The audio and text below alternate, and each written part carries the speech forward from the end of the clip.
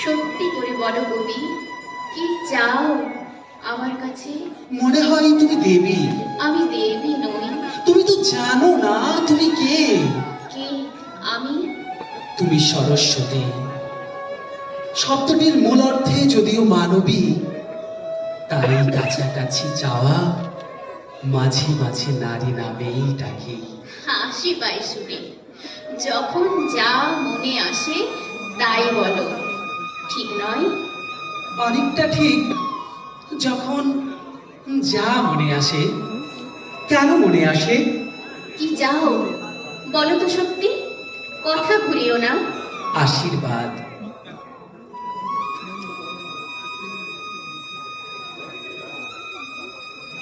আশীর্বাদ আমার, না সত্যির যিনি দেবী? তুমিই তো সেই। টেবিলের ওই পাশে ফিকে লাল শাড়ি, আঙুলে ছোঁয়ানো থুতনি। উঠে এসো, আশীর্বাদ দাও। মাথার ওপরে রাখো হাত। আশীর্বাদে আশীর্বাদে আমাকে পাগল করে তোলো। কিঞ্চে ধরো চুল, আমার কপাল নখ দিয়ে ছিঁড়ে দাও। যথেষ্ট পাগল আছো, আরো হতে চাও বুঝি? তোমাকে দেখলেই শুধু এরকম, নয়তো কেমন শান্ত শিষ্ট। না দেখাই ভালো, তবে তাই নয়? ভালো মন্দ জেনে শুনে যদি এ জীবন কাটাতো, তবে সে জীবন ছিল শালিকে, দোয়েলের, বন বিড়ালের কিংবা মহাত্মা গান্ধী। ইনি ধানের পোকাই যে জীবন। যে জীবন মানুষের। আমি কি মানুষ নাকি?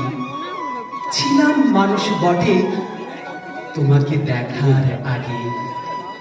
তুমি সোজাসুজি তাকাও চোখের দিকে, অনেকক্ষণ চেয়ে থাকো, পলক পড়ে না। কি দেখো অমন করে? তোমার ভিতরে তুমি।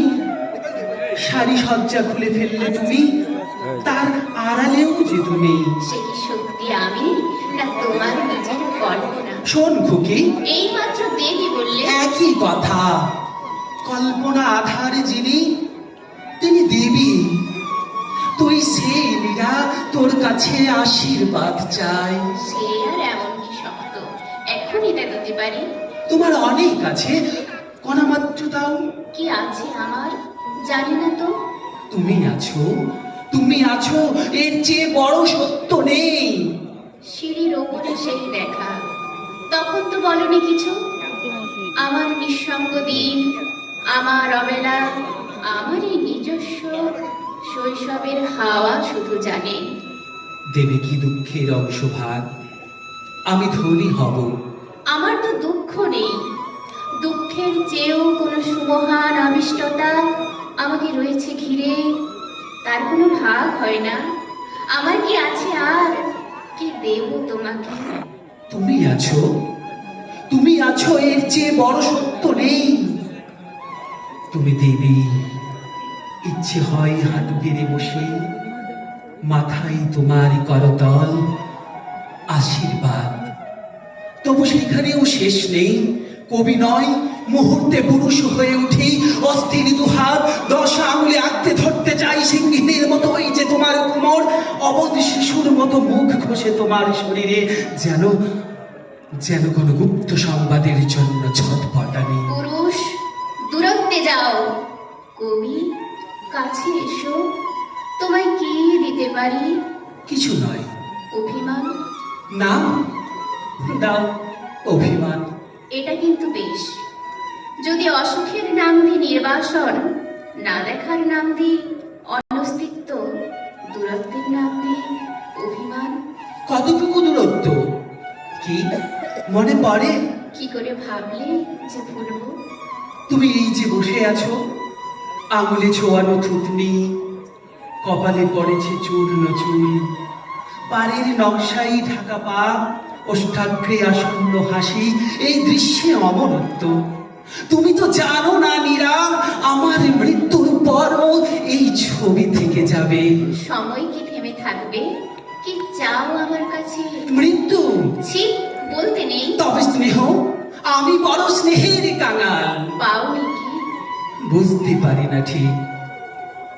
বয়স্ক পুরুষ যদি স্নেহ চায়, শরীর সে চাই, তারই গালে গাল চেপে দিতে পারো মধুর তাপ। ফের পাগলামি। দেখা দাও। আমিও তোমায় দেখতে চাই। না। কেন?